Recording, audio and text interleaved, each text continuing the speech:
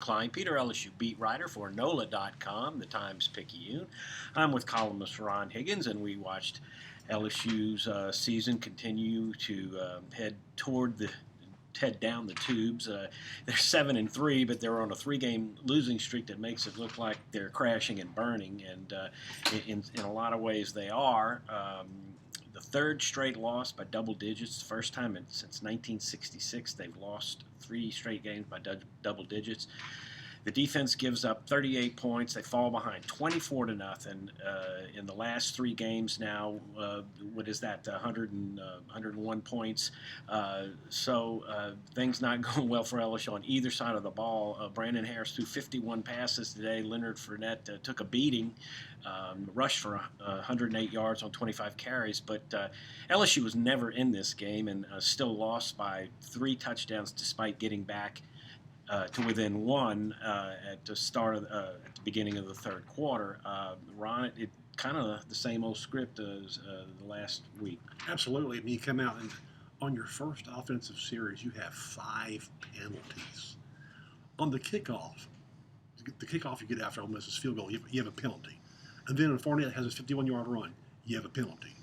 It was incredible the amount of penalties. They ended up, I think, with 13, but 5 on the first series kind of set the tone for this.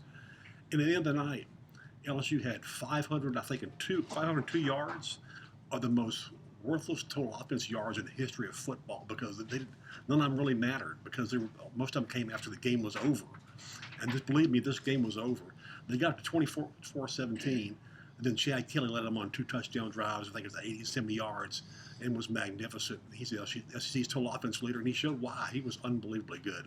And LSU's defense didn't have a clue. Then the essence of what LSU was about tonight was LSU had a first down and goal at the 1-yard line and failed to score in the fourth quarter because of 2 monumental screw-ups and 2 plays and some oddball play calling and then some terrible execution. Yeah, 13 penalties, 95 yards, 2 fumbles.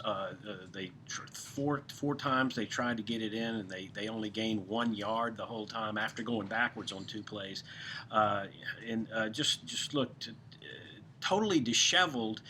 It looked like a team maybe whose coach is on his way out because it didn't help less.